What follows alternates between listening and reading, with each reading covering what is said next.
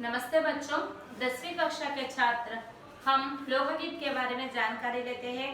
यह लोकगीत इस पाठ के रचनाकार भगवत शरण उपाध्याय कौन है? भगवत शरण उपाध्याय। भगवत शरण उपाध्याय इसके रचनाकार हैं। हम हर पाठ के कवि परिचय या लेखक का परिचय हम जरूर पढ़ना है और लिखना है, क्योंकि हम जो भी एस्से का प्रश्न का जवाब लिखते हैं तो हम लेखक का परिचय और कवि परिचय लिखकर ही हमें उसका सारांश हम लिखेंगे। तो आज की कक्षा में हम लोकगीत के तीसरा यानी पूर्व ज्ञान के बाद पैराग्राफ यह जानकारी लेंगे। तो आइए बच्चों, 10वीं कक्षा के हिंदी पाठ्य पुस्तक निकालिए और पृष्ठ संख्या 24 निकालिए। बच्चों, लोकगीतों के कई प्रकार है। हम लोकगीत यानी जानपद गीतालु, इसके बारे में हम जानकारी लेते रहे। यह गांवों के और इलाकों के और शहरों के भी गीत है। इसमें रचने वाली स्त्रियां भी है और ये एक दल में बांधकर गाते हैं यह लोकगीत, और अपने विशेष अवसरों पर ये लोकगीत गाए जाते हैं। इस तरह हमें पूर्व ज्ञान में बता चुके हैं। तो आइए आज हम लोकगीत का और उसके बाद का जो है वो बताएंगे, उसकी जानकारी लेंगे। तो देखो बच्चों, पृष्ठ संख्या 24 पेज नंबर 24 10वीं कक्षा की हिंदी टेक्स्ट बुक निकालिए। पृष्ठ संख्या 24 निकालिए बच्चों। देखिए, लोकगीतों के कई प्रकार है। यह लोकगीत జానపద గీతాలు అనేక రకాలుగా అనేక టైప్స్ గా డివైడ్ చేసుకోవచ్చు. ప్రకారం ఏంటమ్మా? టైప్స్. ఇక్కడ ప్రకారం అనేటువంటి దానికి మీనింగ్ ఏంటన్నా టైప్స్ అనే అర్థం అన్నమాట. కై ప్రకార్ అంటే అనేక రకాలైనటువంటి టైప్స్ అనేటువంటి అర్థం అన్నమాట. ఇంకా ఏక్ ప్రకార్ తో బడా హి ఓజస్వి और సజీవ్ है. ఒక రకమైనటువంటివి చెప్పుకున్నట్లయితే ఈ జానపద గేయాలు ఓజస్వి అంటే ఉత్తేజితమైనటువంటివి మరియు కొత్తదనాన్ని సంతరించుకున్నటువంటివి అన్నమాట. ఇవి సజీవమైనటువంటివి. జానపద గీతాలు అంటే ఎప్పటికప్పుడు కొత్తగా సృష్టించుకున్నటువంటివి. కొత్త కొత్త వర్డ్స్ తీసుకొని మనము ఒక రూల్స్ రెగ్యులేషన్స్ అనేటువంటివి ఏమీ పాటించకుండా చాలా ఈజీగా పాడుకునేటువంటి విధంగా ఉండేటువంటివి ఈ జానపద గేయాల గురించి మనం చెప్పుకుంటాం అన్నమాట. యह इस देश के आदिवासियों का संगीत है. ఇది మన యొక్క పూర్వీకులు అన్నమాట. అంటే ఆది మానవుల యొక్క సంగీతం అని చెప్పేసి మనం అనుకున్నాము. ఇది మధ్యప్రదేశ్, छोटा नागपुर और बील आदि फैले में हुए हैं. అనేక ప్రాంతాల్లో వీటి స్ప్రెడ్ అయి ఉన్నాయని కూడా చెప్పుకున్నాం మనం. इसके गीत और नाच अधिकतर साथ साथ और बड़े बड़े दलों में गाए जाते हैं. దీని యొక్క సంగీతము మరియు పాట అన్నమాట. పాట మరియు డాన్స్ ఒకేసారి అన్నమాట. పెద్ద పెద్ద దళాలు అన్నమాట. అంటే 20 మెంబర్స్ ఒకవైపు, 30 మెంబర్స్ ఒకవైపు కలిసి పాడుతూ ఉంటారు అని చెప్పేసి కూడా మనం చెప్పుకున్నాం. సో నెక్స్ట్, పహాడియోं के अपने अपने गीत है. కొండ ప్రాంతాల్లో నివసించేటువంటి ప్రజలకు వాళ్ళకంటూ అన్నమాట, వాళ్ళకి తెలిసినటువంటి భాష, వాళ్ళ భాష పర్పస్ గా వాళ్ళకి ఈ జానపద గీతాలు అనేటువంటివి ఉన్నాయని చెప్తున్నారు. ఉన్కే అప్నే అప్నే భిన్న రూప్ హోతే హై. వాటికి కొన్ని భిన్న రూపాలు అన్నమాట. అంటే ఆ జానపద గీతాలు కొండ జాతి ప్రాంతాల వాళ్ళకి, ఆదివాసులకి, గిరిజనులకి వాళ్ళ యొక్క భాషను బట్టి అన్నమాట కొన్ని డిఫరెంట్ టైప్స్ ఉంటాయని చెప్తున్నారు అన్నమాట. होते हुए भी अशास्त्रीय होने के कारण उनमें अपनी एक समान भूमि है. అశాస్త్రీయ होने के कारण ఇవి అశాస్త్రీయ. అశాస్త్రీయం అంటే ఏంటి? వీటికంటూ శాస్త్రీయ పద్ధతి అంటే రూల్స్ అండ్ రెగ్యులేషన్స్, సరిగమ పదనిస మరి వేరే రకమైనటువంటి మనం ఏది కూడా అన్నమాట పల్లవి, చరణము ఇది ఇలా రావాలి, సో ఇలా మనము రాగం తీయాలి అనేటువంటి ఏ విధమైనటువంటి రూల్స్ అండ్ రెగ్యులేషన్స్ లేకుండా అశాస్త్రీయమైనవి కాబట్టి ఈ కొండ ప్రాంతాలు అన్నమాట, కొండ ప్రాంతాలు, గిరిజన ప్రాంతాలు వాళ్ళ భాషను బట్టి ఉంటున్నాయి అని చెప్పేసి అంటున్నాడమ్మ జానపద గేయాల గురించి. उनमें अशास्त्रीय होने के कारण उनमें अपनी एक समान भूमि है. అయితే అన్నిట్లో కూడా ఒక రకమైనటువంటి సమానమైనటువంటి రీతి ఉందంట. गढ़वाल, किन्नौर, कांगड़ा आदि के अपने अपने गीत और उन्हें गाने की अपनी अपनी विधियां है. పోతే మనకి ఇక్కడ కొన్ని నేమ్ చెప్పాడు. గడ్వాల్ అనేటువంటిది, కిన్నౌర్ అనేటువంటిది, కాంగ్డా మరియు మొదలైనటువంటి అప్నే అప్నే గీత వాళ్ళ పాటలు పాడుకునేటువంటి విధానము ఒక డిఫరెంట్ టైప్స్ అన్నమాట. ఒక డిఫరెంట్ మెథడ్, వేరే వేరే పద్ధతుల్లో ఉన్నాయని చెప్పేసి ఇక్కడ చెప్తున్నాడమ్మా. ఉన్కా అలగ్ నామ్ హీ పహాడీ పడ్ గయా హై. సో ఇలా పాడేటువంటి వాటికి పేరు ఏమని పడిందంట? పహాడీ. అంటే అంటే పహాడ్ అంటే ఏంటి, కొండ, కొండ ప్రాంతపు జానపద గేయాలు అనేటువంటిది దీనికి నామకరణం అనేది వచ్చింది అని చెప్తున్నాడు అనమాట. పహాడి అనే పహాడ్, పహాడ్ అనే శిఖర్, కొండ, పర్వత్. సో ఈ పర్వత ప్రాంతాల్లో ఉండేటువంటి వాళ్ళకి, కొండ ప్రాంతాల్లో ఉండేటువంటి వాళ్ళకి వాళ్ళ యొక్క పాటలు పాడుకునేటువంటి పద్ధతి డిఫరెంట్ టైప్ లో ఉంది కాబట్టి వీటికి ఏమని పేరు పడిందని చెప్తున్నాము, పహాడి అనేటువంటి పేరు పడింది అని చెప్పేసి చెప్తున్నాడు అనమాట. వాస్తవిక లోకగీత దేశ్ కే గాంవ్ और देहातों में है. వాస్తవంగా ఈ జానపద గేయాల గురించి చెప్పుకున్నట్లయితే దేశం యొక్క గాంవ్, గాంవ్ అంటే ఏంటమ్మా విలేజ్, గాంవ్ అన్న దేహాత్ అన్న ఇక్కడ విలేజ్ అని, గాంవ్ ఆర్ దేహాత్, దేహాత్ అన్నా కూడా దీని యొక్క మీనింగ్ ఏంటంటే విలేజ్, దీని యొక్క మీనింగ్ ఏంటంటే విలేజ్, గాంవ్ ఆర్ దేహాత్, దీంట్లో విలేజ్ అని చెప్పుకోవచ్చు అనమాట. సో వాస్తవిక లోకగీత దేశ్ కే గాంవ్ और देहातों में है, గ్రామాలలోను మరి దేహాత్ అంటే ఇలాకా అని చెప్పేసి అనొచ్చు అనమాట. సో ఈ పల్లెటూర్లలో ఎక్కువగా ఉన్నాయి. ఇంకా సంబంధ దేహాత్ కి జనతా సే హి, ఈ జానపద గేయాల యొక్క సంబంధం ఎవరితో ఉందంట, మనకి పల్లెటూర్లతోనే ఎక్కువగా సంబంధం ఉంది అని చెప్పేసి అంటున్నాడు అనమాట. దేహాత్ ఏ ప్లేస్ లో అయితే జానపద గేయాల గురించి పాడుకుంటూ ఉంటారు, ఫర్ ఎగ్జాంపుల్ ఇందాక చెప్పాడు కొండ జాతి వాళ్ళని, గిరిజనులు అని చెప్పేసి, ఆదిమవాసులు అని చెప్పేసి, సో ఈ విధంగా అనమాట వాళ్ళని బట్టే ఉన్నాయి పాటలు అని చెప్పేసి అంటున్నాడు అనమాట. బడి జాన్ హోతి హే ఇన్మే, ఇది పాడటంలో చాలా ఉత్తేజాన్ని కలిగిస్తాయి, చాలా ప్రాణం అనమాట. ప్రాణం అంటే ఏంటి, సజీవంగా ఉంటాయి పాడేటప్పుడు. సో ఇవి వేరే వాళ్ళకి కూడా అలాగనే అనమాట, అలాగనే ఉత్తేజిత పరుస్తూ ఉంటాయి జానపద గేయాలు అని చెప్పేసి చెప్తున్నాడు అమ్మా. इनमें चौथा, कजरी, बारहमासा, सावन आदि मिर्जापुर, बनारस और उत्तर प्रदेश के पूर्वी और बिहार के पश्चिम जिलों में गाए जाते हैं. సో ఇవన్నీ ఏ ప్లేసెస్ లో పాడతారంట, చైతా, కజరి, బారహమాస, సావన్ ఆది మిర్జాపూర్, ఇవన్నీ కూడా జానపద గీతాల యొక్క టైప్స్ అమ్మ. ఏమేం చెప్పాడు, చైతా, తర్వాత కజరి, ఇంకేం చెప్పాడు బారహమాస అంటే 12 నెలలు అనమాట. నెలలో వచ్చేటువంటి విశేషతని బట్టి, ఆ ఇంపార్టెన్స్ ని బట్టి ఈ జానపద గీతము అనేది ఉంటుంది అని చెప్పాడు.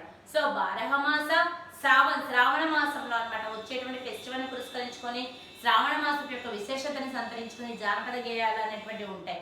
సో ఇవి ఎక్కువగా ఎక్కడ పాడతారంట, మిర్జాపూర్, బనారస్, उत्तर प्रदेश और पूर्वी और बिहार के पश्चिम जिलों में. उत्तर प्रदेश के पूर्वी, उत्तर प्रदेश యొక్క పూర్వీ అంటే ఈస్ట్ వైపు, మరియు బీహార్ కే పశ్చిమ్ అంటే బీహార్ స్టేట్ లో ఈస్ట్ వైపు అన్నమాట, ఈస్ట్ మరియు వెస్ట్ వైపు కూడా పాడతాయి ఇవి అని చెప్పి చెప్తున్నాడు అన్నమాట. బావుల్ और బతియాలి बंगाल के लोकगीत है. సో ఇక్కడ రెండు రకాలైనటువంటి పేర్లు చెప్పాడమ్మా. ఏమేమి చెప్పాడు, బావుల్ और बतियाली, बाउल और बतियाली, बाउल और बतियाली बंगाल के लोकगीत है. బెంగాల్ ప్రాంతానికి చెందినటువంటి లోకగీత అన్నమాట, జానపద గీతాలు అని చెప్తున్నాడు. పంజాబ్ మే మాహియా ఆది ఇస్ ప్రకార్ కే హై. పంజాబ్ లో ఏ టైప్స్ ఆఫ్ జానపద గీతాలు పాడుతుంటారంట, మాహియా అనేటువంటి జానపద గీతాన్ని పాడుతూ ఉంటారంట. हीरा, रांझा, सोहन, महिवाल संबंधी गीत पंजाबी में और डोला मारू आदि के गीत राजस्थान में बड़े चाव से गाए जाते हैं. ఏం చెప్తున్నాడు, హీరా, రాంఝా అనేటువంటి టైప్స్ జానపద గీతాలు అదొక రకమైనటువంటివి. సోహన్, మహివాల్ సంబంధి అంటే సోహన్ మరియు మహివాల్ సంబంధించినటువంటి జానపద గీతాలు పంజాబ్ యొక్క, మరియు డోలామారు అనేటువంటివి రాజస్థాన్ లో ఈ జానపద గీతాలు మనకి చాలా చక్కగా పాడటం జరుగుతుంది.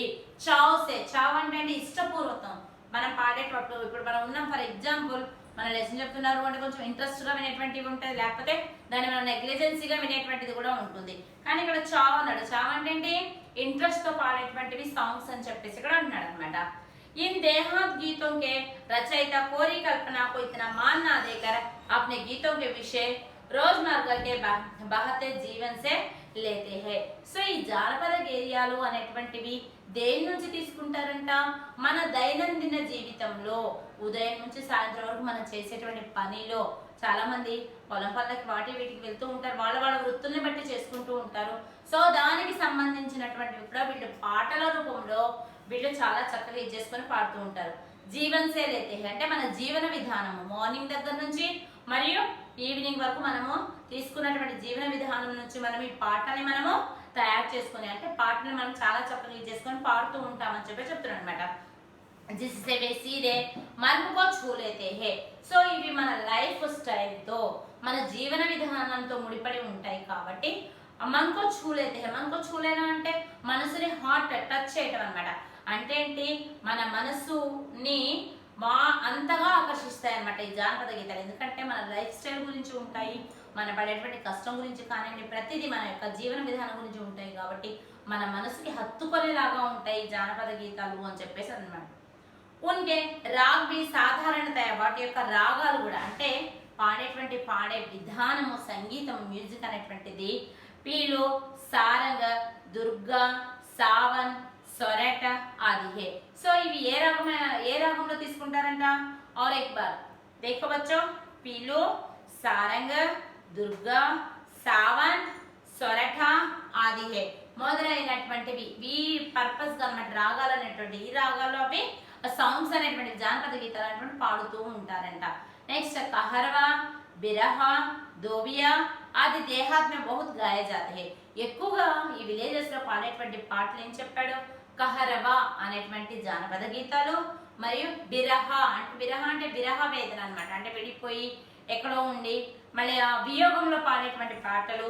తర్వాత దోబియా ఆది దేహాత్ మే బహుత్ గాయే జాతే మొదలైనటువంటివి ఈ విలేజెస్ లో ఎక్కువగా పాడుతూ ఉంటారు అని చెప్తున్నారు అన్నమాట. और बड़ी भीड़ आकर्षित करते हैं. మరి ఇది పాడేటప్పుడు బడి భీడ్ అంటే ఏమని చెప్పారు ఇక్కడ? క్రౌడ్ అన్నమాట. భీడ్ మానే క్రౌడ్, గుంపు అన్నమాట. బడి భీడ్ అంటే పెద్ద గుంపుని గ్యాదర్ చేస్తాయి. ఈ జానపద గీతాలు పాడేటప్పుడు అవి ఏం చేస్తూ ఉంటాయంటే ఫస్ట్ కొంతమంది తర్వాత కొంతమంది, సో అదంతా కూడా ఒక పెద్ద గ్రూప్ అన్నమాట. గ్రూప్ యాడ్ అయిపోతుంది అని చెప్పేసి అన్నమాట.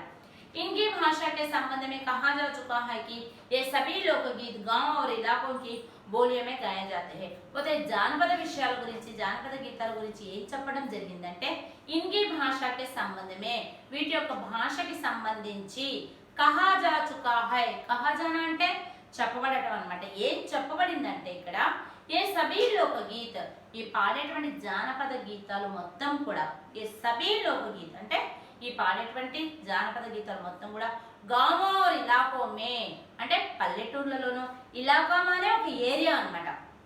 ఒక స్ట్రీట్ అనుకోవచ్చు, ఒక ఏరియా అన్నమాట. సో గామో ఇలాకోకి బోలియమే గాయ జాతే. ఏ ప్లేసెస్ లో లాంగ్వేజ్ ఎలా ఉంటుందో వాళ్ళ భాష ఎలా ఉంటుందో ఆ ప్రాంతాన్ని బట్టి జానపద గీతాలు ఉంటాయి అని చెప్పేసి అంటున్నమాట. లాంగ్వేజ్ మనము ఇక్కడ ఒక రకమైనటువంటి లాంగ్వేజ్ మాట్లాడుతున్నాం అనుకోండి, వాళ్ళు ఒక రకమైనటువంటి లాంగ్వేజ్ లో పాడారనుకోండి మనకు అర్థం కాదనమాట. సో ఈ సాంగ్స్ అనేటువంటి జానపద గీతాలు వాళ్ళు అక్కడ ఉన్నటువంటి ప్లేస్ లో ఏ లాంగ్వేజ్ అయితే వాళ్ళకి అనుకూలంగా మాట్లాడటానికి ఈజీగా ఉంటుందో దాన్ని బట్టే ఈ జానపద గీతాలు ఉంటాయి అని చెప్పేసి అంటున్నాడు అనమాట. बोले में गए थे इसी कारण ये बड़े ఆహ్లాదకర और ఆనందదాయక होते हैं. సో వాళ్ళకి అర్థమైనటువంటి భాషలో ఉంటాయి కాబట్టి ఇప్పుడు మనం చాలా మంది చేస్తూ ఉంటారు, ఇంగ్లీష్ నేర్చుకుంటుంటారు, అందరూ ఇంగ్లీష్ లో మాట్లాడితే అర్థం కాదనమాట. సో హిందీలో మాట్లాడినా అర్థం కాదు. మనకు తెలిసినటువంటి భాషలో వాళ్ళు జోక్స్ వేసిన స్టోరీ చెప్పినా మనకి తెలిసినటువంటి భాషలో చెప్పటం వల్ల అది మనకి ఈజీగా అర్థమవుతుంది. సో ఇక్కడ జానపద గీతాల యొక్క విషయంలో కూడా అంతే.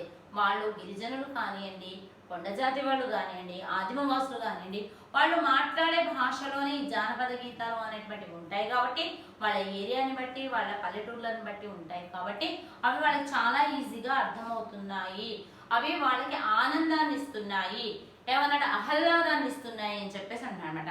राग तो इन गीतों के आकर्षक होती ही है, इनकी समझी जा सकने वाली भाषा भी इनकी सफलता का कारण है. పోతే రాగం అన్నమాట. వాళ్ళు ఏ పాటని ఏ రాగంతో పాడితే బాగుంటుంది అనేటువంటిది దానికి తగ్గట్టుగా రాగాన్ని కట్టడము అనేది ఒక విశిష్టత అయితే, వాళ్ళకి అర్థమైనటువంటి భాషలో ఆడి వాళ్ళ మనసుని ఆకర్షించుకోవటం, వాళ్ళ మనసుని హత్తుకునేలాగా చేసుకోవటం అనేది ఇంకొక విషయం అన్నమాట. సో ఈ కారణాల వల్ల జానపద గీతాలకి చాలా ప్రాముఖ్యత ఉంది. మారుతూ ఉన్నటువంటి పరిస్థితులను బట్టి ఈ జానపద గీతాలు కూడా మారుతూ ఉన్నాయి. వాళ్ళకి అర్థమయ్యేటువంటి భాషలోనే వాళ్ళకి అర్థమయ్యే విధంగానే ఈ భాషలు అనేటువంటివి ఉన్నాయి అని చెప్పేసి అంటున్నాడు। तो बच्चों आइए आज हम लोकगीत के बारे में और कुछ थोड़ा जान चुका है और पाठ अगला अभी बहुत है, तो इसके बारे में और अगली कक्षा में बताएंगे। तो बच्चों आप अपने पाठ्य पुस्तक निकाल कर जो पाठ हम बोला है उसे 1 या 2 बार आप गौर से पढ़िए और जो भी अपना कठिन शब्द यानी नया शब्द आया तो उसे रेखा खींचिए। यहाँ 10वीं कक्षा के कक्षाएं चल रहे हैं, तो आप स्कूल को आकर यानी पाठशाला आकर अपने पाठों को देख सकते हैं। तो अगली कक्षा में बताएंगे। धन्यवाद बच्चों।